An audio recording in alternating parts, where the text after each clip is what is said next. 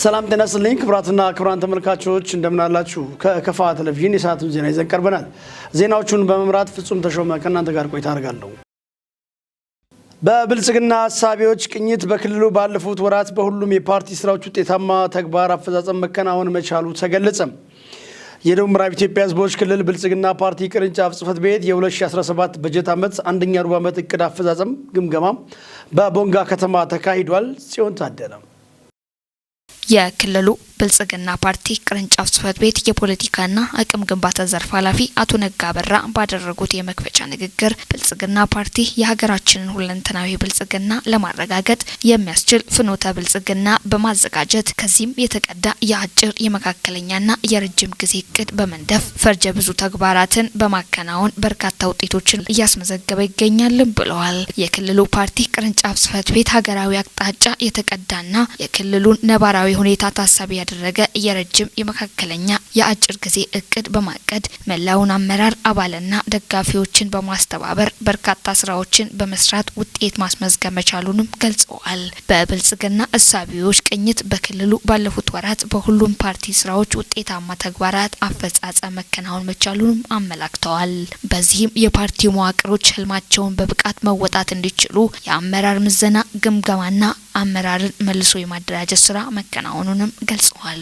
እንደ ሀገርና ክልል የመፈጸም የማስፈጸምና የማስተባበር አቅም ማደግ የታየበት በተለይም የህልም ጉልበት ለምርታዊ እድገት በሚል መሪ ሀሳብ የተካሄደው ስልጠና ፓርቲው የአቅም ግንባታ ዘርፍ ያለውን ልምድ ያጠናከረ መሆኑን ያሳየበት መድረክ ነውም ብለዋል። በዚህም በአመራሩና አባሉ ዘንድ ለቀጣይ ተልዕኮ ስንቅ የያዘበትና አዲስ የተነሳሽነት ስሜት የተፈጠረለት ትልቅ መድረክ እንደነበርም ጠቁመዋል። የፓርቲው መሪነት የሚከናወኑት የንቅናቄ አጀንዳዎች በስኬታማነት የመምራት ሚናችንን እየተወጣን እንገኛለንም ሲሉ ተናግረዋል።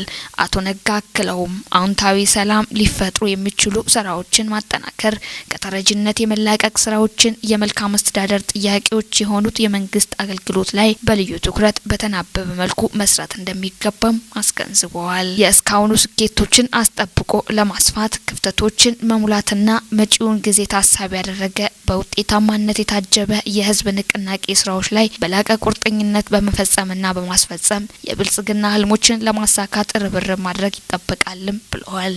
በመድረኩ የክልሉ ብልጽግና ፓርቲ ቅርንጫፍ ጽሕፈት ቤት የፖለቲካና አቅም ግንባታ ዘርፍ ኃላፊ አቶ ነጋ በራ፣ የክልሉ ብልጽግና ፓርቲ ቅርንጫፍ ጽሕፈት ቤት የአደረጃጀት ዘርፍ ኃላፊ አቶ በላይ ተሰማ፣ የፓርቲው ጽሕፈት ቤት አመራሮች፣ የክልል ማዕከል መሰረታዊ አደረጃጀት አመራሮች፣ የዞን የወረዳና የከተማ አስተዳደር አመራሮችም ተገኝተዋል። ውጤታማነታቸው የተረጋገጠ ዝርያዎችን በመጠቀም የግብርና ስራን ማከናወን እንደሚገባ የቦንጋ ግብርና ምርምር ማዕከል ገለጸ።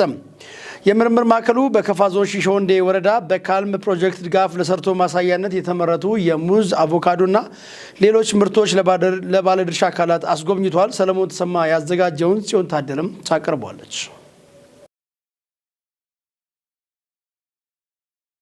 የካልም ፕሮጀክት በከፋ ዞን በተለያዩ ወረዳዎች ላይ ከመንግስት ጎን በመሆን የተራቆቱ መሬቶች መልሰው እንዲያገግሙ እንዲሁም አርሶ አደሩ ቴክኖሎጂን በመጠቀም የራሱን መሬት አልምቶ መጠቀም የሚችልበት ሁኔታ ላይ ብዙ ድጋፎችን እንደሚያደርግ ተገልጿል። ፕሮጀክቱ በዋናነት ውጤታማነታቸው የተረጋገጡ የሙዝ ዝርያዎች፣ የማንጎ ዝርያዎች እንዲሁም ሌሎችም ስራዎች የጉብኝቱ አካል ሆነዋል። የፕሮጀክቱ ተጠቃሚዎችና ሌሎች አርሶ አደሮች በፕሮጀክቱ ዙሪያ የሚከተለውን አስተያየታቸው ሰጥተዋል።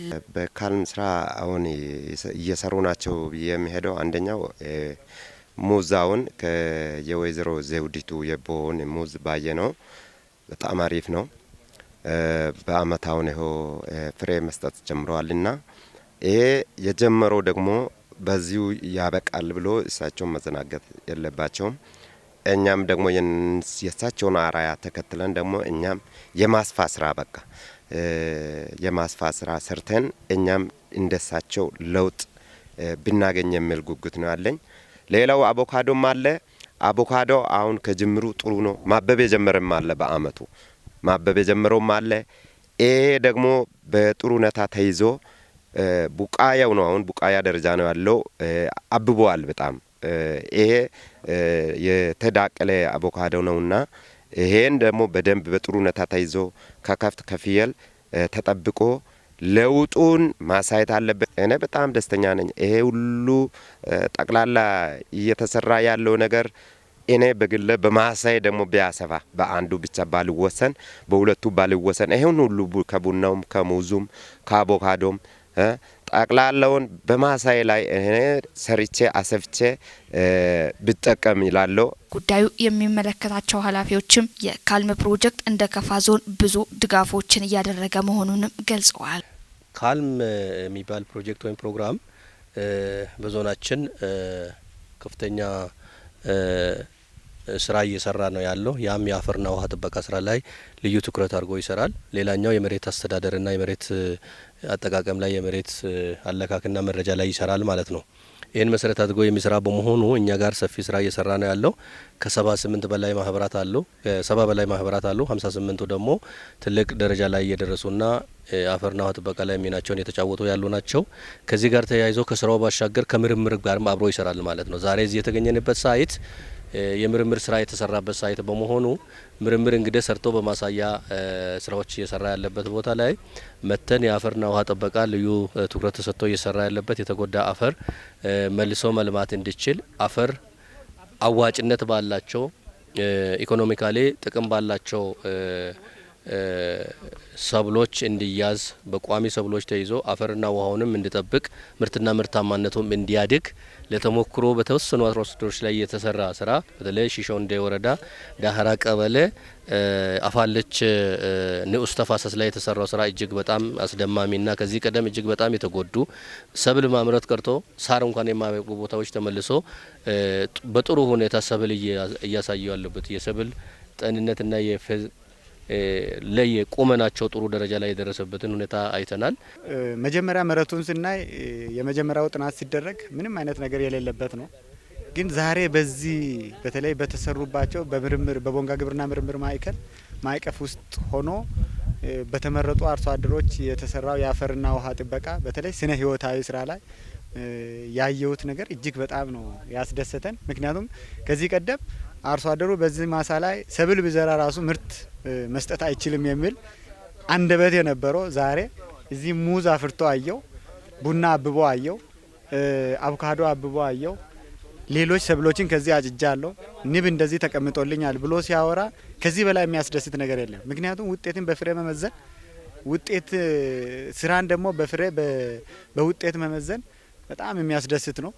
ይህ ተቋም እውነት ነገር ለመናገር ከጎኑ በተለይ የሚደግፋቸውን አካላት ተከትሎ አጠቃላይ መዋቅር ያለን አቅም ሰፊ ስለሆነ አይለሙም የሚባሉ መሬቶች እንደደሉ ማልማትም ደግሞ መልሰን እንደምንችል ለልጆቻችን ወይም አርሶ አደሮቻችን አባቶቻችን ለልጆቻቸው ለም መሬት መመለስ እንደሚችሉ ያሳየ ተግባር ስለሆነ ይሄ ስራን እኛም በእኛ በኩል ለሌሎቹ እንዲሰፉ ስልጠና መስጠት በተመሳሳይ እንደዚህ አይነት ቴክኖሎጂዎችን የማስገባት ስራዎችን እንሰራለን። በመጨረሻም የሚከተለው መልእክት አስተላልፈዋል።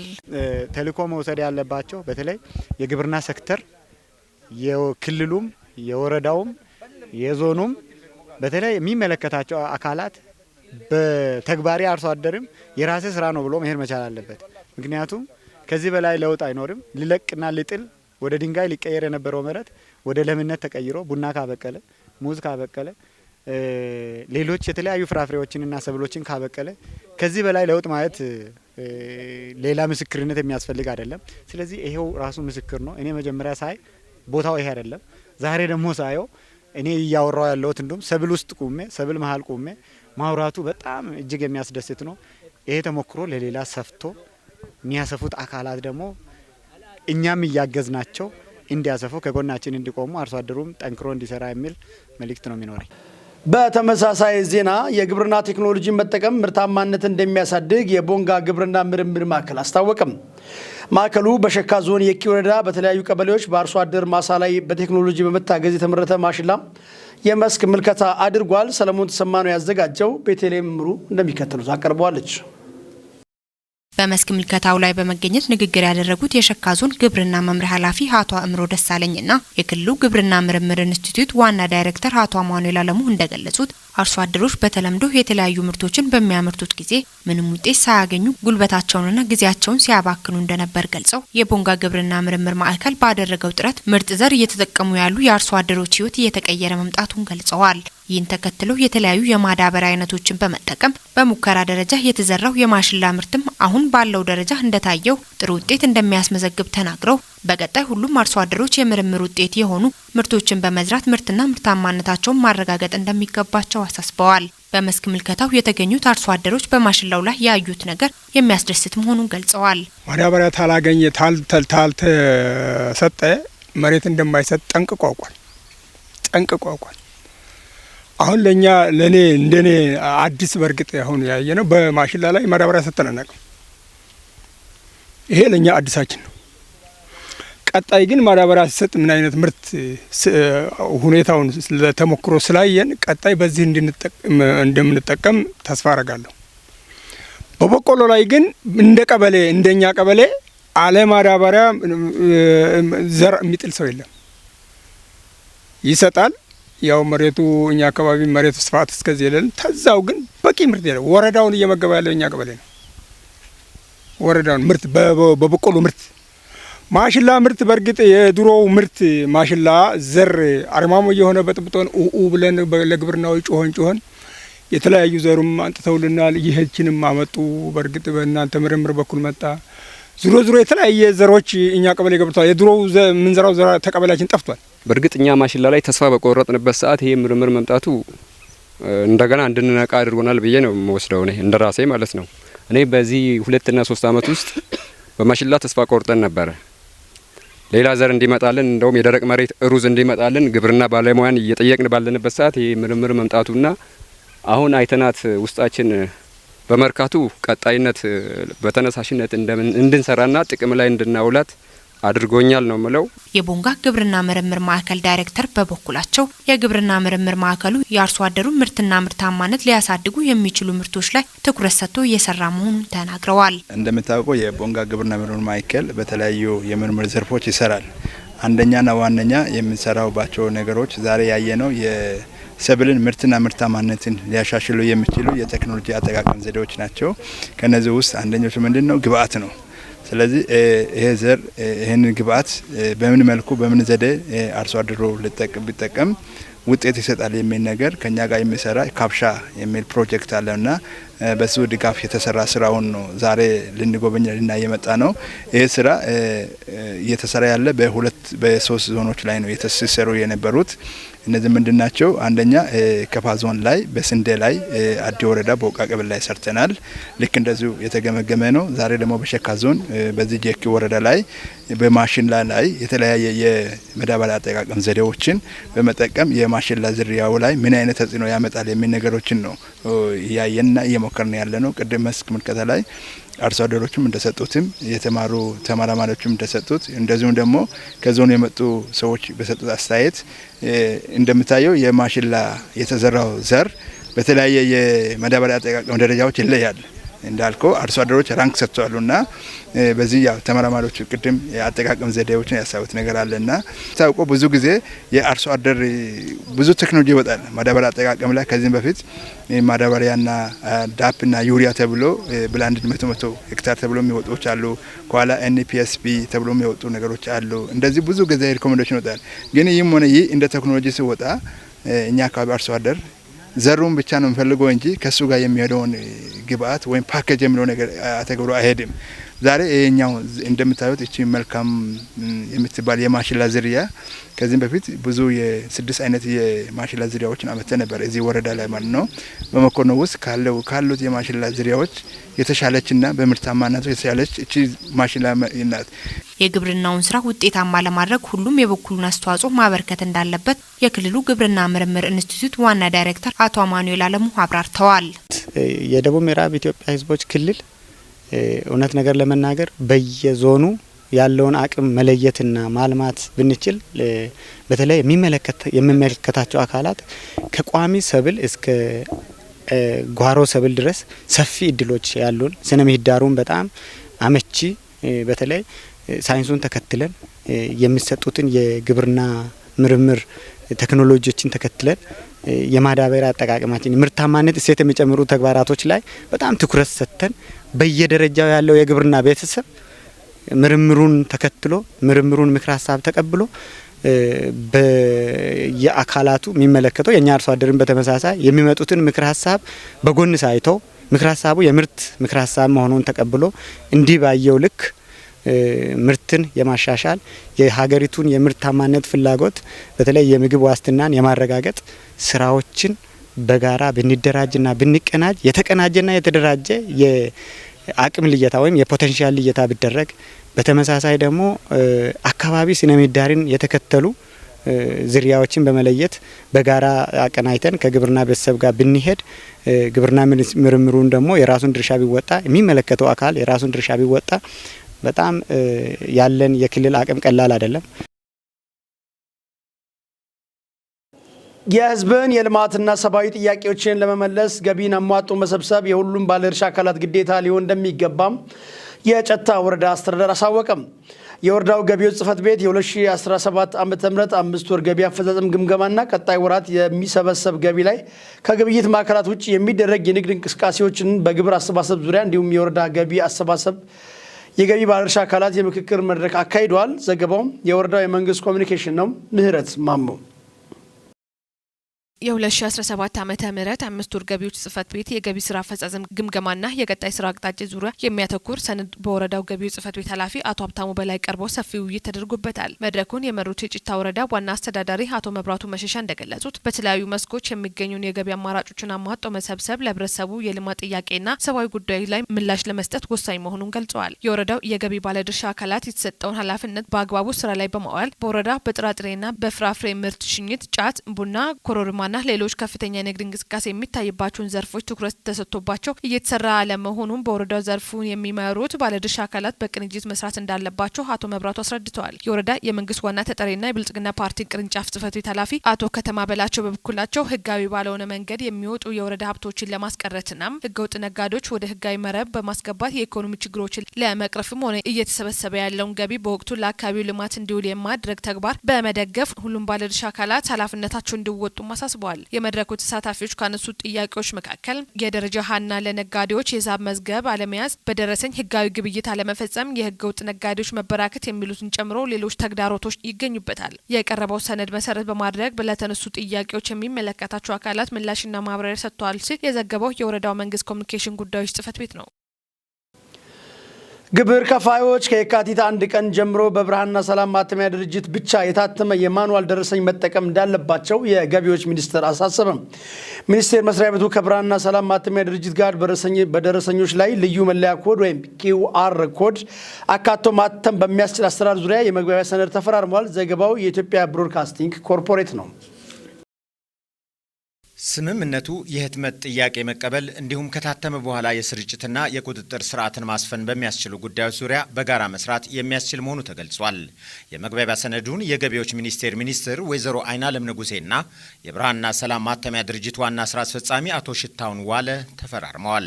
የገቢዎች ሚኒስትሯ ወይዘሮ አይናለም ንጉሴ በፊርማ ስነ ስርዓቱ ላይ ሚኒስቴሩ እንደ ሀገር ከተሰጡት ኃላፊነቶች መካከል ገቢን በብቃት መሰብሰብና ሀገራዊ ወጪን በሀገራዊ ገቢ ለመሸፈን የሚደረገውን ጥረት ማሳካት ነው ብለዋል። ሚኒስቴር መስሪያ ቤቱም ይህንን ለማሳካት እየሰራ መሆኑን ጠቁመው ላለፉት በርካታ ዓመታት ለግብር ከፋዩ የሚሰጡትን አገልግሎቶች ምቹና ቀልጣፋ ለማድረግ በርካታ ማሻሻያዎችን ማከናወኑንም አስታውሰዋል። ባለፉት ጊዜያት የማኑዋል ደረሰኝ አስተዳደርን ውጤታማ ለማድረግ ብዙ ርቀት ለመሄድ የተሞከረ ቢሆንም የሐሰተኛ ደረሰኝ ህትመት መበራከት በግብር አሰባሰቡ ላይ ፈተና ሆኖ መቆየቱንም አንስተዋል። አያይዘውም ደረሰኝ እንዲታተም ፈቃድ ከመስጠት ጀምሮ ያሉ አገልግሎቶችን ማስተናገድ እንዲቻል የራሱ የሆነ ዲጂታል ፕላትፎርም የተዘጋጀ መሆኑን ገልጸው ደረሰኝ የሚያሳትም ማንኛውም ግብር ከፋይ በዚሁ መንገድ መስተናገድ የሚችል መሆኑን አስታውቀዋል።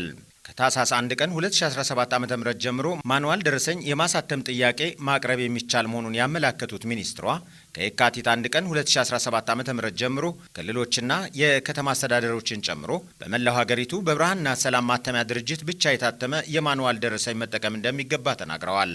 የብርሃንና ሰላም ማተሚያ ድርጅት ዋና ስራ አስፈጻሚ አቶ ሽታውን ዋለ በበኩላቸው ድርጅቱ ምስጢራዊ ህትመቶችን በማተም ካለው የካበተ ልምድ በመነሳት ደረጃውን የጠበቀ ልዩ መለያ ኮድ ወይም ዩኒክ QR ኮድ የተካተተበትና አስመስሎ መስራት የማይቻል የህትመት ስራ ለማከናወን አስፈላጊው ዝግጅት መደረጉን ገልጸዋል። አክለውም ግብር ከፋዮች ለገቢዎች ሚኒስቴር በሚያቀርቡት የደረሰኝ ህትመት ጥያቄ መሰረት የሚቀርቡ የህትመት ትዕዛዞችን ተቀብሎ ደረሰኞችን ለማተም በቂ ቅድመ ዝግጅት ስለመደረጉም ገልጸዋል። ከውጭ ቼክ ሪፐብሊክ ከኢትዮጵያ ጋር በግብርና ቴክኖሎጂ አቅርቦትና በእንስሳት ልማት በትብብር ለመስራት ቁርጠኛ መሆኗን ገለጸች። የግብርና ሚኒስትር ዶክተር ግርማ አመንቴ ከቼክ ሪፐብሊክ ምክትል ጠቅላይ ሚኒስትሯ ማሪያን ጆርካ ጋር ተወያይተዋል። ምህረት ማሙ የግብርና ሚኒስቴር ዶክተር ግርማ አመንቴ ከቼክ ሪፐብሊክ ምክትል ጠቅላይ ሚኒስቴር ማሪያን ጆርክ ጋር ተወያይቷል። ከኢትዮጵያ ግብርና ስራዎች ኮርፖሬሽን ባለፉት 4 አስርት ዓመታት የግብርና ማሽነሪ፣ የአፈር ማዳበሪያ፣ ምርጥ ዘር፣ አግሮ ኬሚካልና የእንስሳት መድኃኒቶች ለአርሶ አደሩ ተደራሽ ሲያደርግ መቆየቱ ተመላክቷል። የግብርናው ሚኒስቴር ዶክተር ግርማ አመንቴም ከቼክ ሪፐብሊክ ምክትል ጠቅላይ ሚኒስቴር ማሪያን ጆርክ ጋር ባደረጉት ውይይት በስንዴ ልማት፣ በሌማት ትሩፋትና በአረንጓዴ አሻራ አበረታች ውጤት መመዝገቡን አንስተዋል። ምርታማነትን ለማሳደግ የሚያደርገውን ጥረት የግብርና ሜካናይዜሽን ጉዳዮች ላይ ከቼክ ሪፐብሊክ መንግስት ጋር በትብብር ለመስራት ኢትዮጵያ ያላትን ፍላጎት ገልጸዋል። ቼክ ሪፐብሊክ ከኢትዮጵያ ጋር በግብርና ቴክኖሎጂ አቅርቦትና በእንስሳት ልማት ላይ በትብብር ለመስራት ያላትን ቁርጠኝነትም አሳይቷል። የቼክ ሪፐብሊክ ምክትል ጠቅላይ ሚኒስትር ማሪያን ጆርካ በኢትዮጵያ መንግስት እየተከናወኑ ያሉትን የልማት ስራዎችን አድንቀዋል። በምክትል ጠቅላይ ሚኒስትሩ የተመራው ልዑካን ቡድን በኢትዮጵያ ግብርና ስራዎች ኮርፖሬሽን ቅጥር ግቢ ውስጥ ያሉ የእርሻ መሳሪያዎች፣ ትራክተሮችና የመገጣጠሚያ ማዕከላትን ተዘዋውሮ መጎብኘቱን ከሚኒስቴሩ ያገኘው መረጃ አዲስ ሚዲያ ኔትወርክ ዘግቧል። በመጨረሻም ወደ ሌሎች የስፖርት መረጃዎች ስንሻገር ወንግቹን ሻኦሊን ኳን ውሹና የእንግሊዝኛ ቋንቋ ማሰልጠኛ ተቋም ሲያሰለጥናቸው የቆየውን 62 ተማሪዎችን አስመረቀም። የስፖርቱን ዘርፍ በሁሉም አካላት እንዲደግፉ ማሰልጠኛው ጠይቋል። አንተነህ ፍቃዱ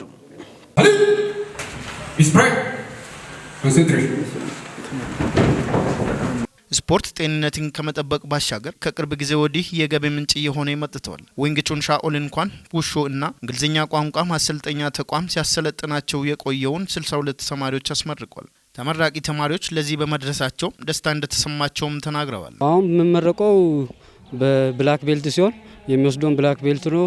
እናም አሁን ደስ ብሎኛል በጣም። ስፖርት ለኔ ያው ህይወት ነው። ለኔ ስፖርት ህይወት ነው ብዬ ነው የሚገልጸው። ውሹ ለኔ ህይወቴ ነው። ከዚህ 4 አመታት ቆይቻለሁ። እስካሁን ድረስ ከቆዩበት ጀምሮ ድሮና አሁን በጣም ተሻሽያለሁ በሁሉም ነገር። ተማሪዎች ለወደፊቱ ምናልባት ሀገራችን ያው ብዙም ውድድር ስላላካሄደች ሊሆን ይችላል። ነገር ግን በዓለም አቀፍ ደረጃ እጅግ ተወዳዳሪ ወጣቶች እየፈሩበት ያለ ከመሆኑ የተነሳ እኛ ይሄን መነሻ በማድረግ ሰልጣኞችን የውድድር አርት እንሰጣለን። ነገ ተወዳድሮ ከተማቸውን በሀገር አቀፍ ብሎም በዓለም አቀፍ ደረጃ ማስጠራት የሚችሉ ዜጎችን ለማፍራት ተግተን እየሰራ ነው። በተጨማሪ የእንግሊዝኛ ቋንቋ ትምህርት፣ የእንግሊዝኛ ንግግር ክህሎት ስልጠና በማዕከላት ውስጥ በሳምንት 1 ቀን እንሰጣለን። እኔ የሚመረቁ በቀይ ቀበቶ ነው እና በመመረቄ የሚሰማኝ ስሜት ቢኖር በጣም ታላቅ ደስታ ነው። የማይሆንበት ቦታ ከሙልበት መጥቼ እዚውዬ ደህና ትምህርት ወስጄ እኔ ራሴንም ለሌላ ሰውም ትምህርት የሚሆንበት ስሜት እንዳለኝ ነው። አሁን በ3ኛ ዓመት ነው ሰማያዊ የምወስደው። ያው በጣም ነው ደስ ያለኝ። ብዙ የለፋውበት ነው። በጣም ለፍተናል እዚህ ለመድረሳችን እና በጣም ደስ ብሎኛል። ስፖርት ለኔ ልክ ምግብና ውሃ እንደሚባለው ለኔ በቃ አስፈላጊ ነገር ነው። ያው ሁሌም የምናደርገው ልክ ምግብም ቁርስ ላይ እንደምንበላው እሱም እንደሚያስፈልገን ነው እኔ ማምነው በኔ ደረጃና ለኔ በቃ እንደሱስ ነው የሆነብኝ። ከቢጫ ጀምሮ እስከ ጥቁር ድረስ በሚገባ ኮርሱን አጠናቀሉ የተባሉት ተማሪዎች ዛሬ 62 ተማሪዎች ይመረቃሉ። ከጥቁር ቀበቶ በኋላ በኢትዮጵያ ውሹ ፌዴሬሽን የሚሰጠውን የመጀመሪያ ዳን ፈተና ወይም ሲኦሲ ከተፈተኑ በኋላ ያው እኛ የምንሰራውን ስራ የኛን አራያ ተከትለው እንዲሄዱና ማዕከላትን እያሰፉ እንዲሄዱ የበኩላችንን ማዕከላችን የበኩሉን ይጥራል። ስፖርት ዘርፈ ብዙ ጠቀሜታ እንዳለው የተናገሩት ተመራቂ ተማሪዎች ሁሉም ስፖርት መስራትን ልምድ ቢያደርግ የሚል አስተያየታቸውንም ሰጥቷል። እኔ ብዙ ነገር ነው ያተረፍኩት ስፖርት በመስራቴ። በጣም ብዙ ከመባሉ በላይ በቃላት የማይገለጹ ነገሮችን አሳልፍ ያለው ስፖርት በመስራቴ። ግን ከዛ ሱስ ውስጥ ቢወጡ በጣም ደስ ይላል። እኔ የምመክራቸው አላስፈላጊ ሱስ ቦታ ያላችሁ ልጆች ወደዚህ ማይከል መታችሁ እንድትሰሩ ነው የሚሉ እና ከስፖርት አለ መረቁ በሱስ በተለያየ ቦታ ላይ የሙሉት ጓደኞቻችን፣ ወንድሞቻችን፣ እህቶቻችንን ቢሆኑ መጥተው ስፖርት ላይ ተሳትፈው የሚገባቸውን ትምህርት እንዲወስዱ አይምሯቸውንም ደግሞ በጣም ትልቅ እንዲያረጉ። ብዙ ጊዜ እኛ አካባቢ ላይ ሴት ልጅ ምንም አታመጣም የሚል ነገር አለ። ማለት ሰርታ ትልቅ ቦታ ላይ መድረስ አትችልም የሚል ሀሳብ ያለና እኔ በሱ ነገር አላምንም። ሴት ልጅ ያሰበችበት ቦታ ትልቅ ቦታ መድረስ ትችላለች። ከወንዶች እኩል መስራት ምንም አይነት ነገር የማድረግ መብት አላትም። ያው ትችለዋለችም ብዬ ነው ማምነው በኔ ማለት ነው። ያው ብዙ ጊዜ እኔ ስፖርት ቦታ ሲሄድም ያጋጥመኛል። ሴት ነሽ ለምን ትሰሪያለሽ? ምን ልትሆኚ ነው? ምናምን አይነት ብዙ አይነት ነገሮች አሉና ያው እሱን ሁሉ አልፈን ያው እዚህ ደረጃ ደርሰናል። እኛ አሁን ማዕከላት ተከራይተን ነው ማዕከላትን ከመንግስት እንከራያለን፣ እንዲሁም ከድር እንከራያለን። ትምህርት ቤቶችም ይተባበሩናል። ነገር ግን መንግስት ይሄን ያው እውቅና ሰጥቶ እያሰራን ነው። ነገር ግን ቦታ ቢሰጠን የተሻለ የማርሻል አርት አካዳሚ በመገንባት ይሄን አካባቢ የስበት ማዕከል ማድረግ ይቻላል። በምረቃ ስነ ስርዓት ላይ የተገኙት የደቡብ ምዕራብ ኢትዮጵያ ህዝቦች ክልላዊ መንግስት የሰላምና ጸጥታ ቢሮ ምክትል ኃላፊ አቶ ሀብታሙ አለሙ ልጆች የተሻለ የጤንነትና አስተሳሰብ ይዘው እንዲያድጉ የስፖርቱ ዘርፍ እያደረገ ያለው አስተዋጽኦ ትልቅ ነው ብለዋል። እንዲሁም ለስፖርቱ ዘርፍ መንግስት አስፈላጊውን ድጋፍ እንዲያደርግ የበኩላቸውን ድርሻ እንደሚወጡም አሳስበዋል። ሌሎች ከከፋ ቴሌቪዥን የሚቀርቡ የስፖርት ዜናዎችን እንድትከታተሉ እየጋበዝኩ ዜናዎችን መምራት ፍጹም ተሾመ እስካሁን ከእናንተ ጋር ቆይታ አድርጌያለሁ። ሰላም።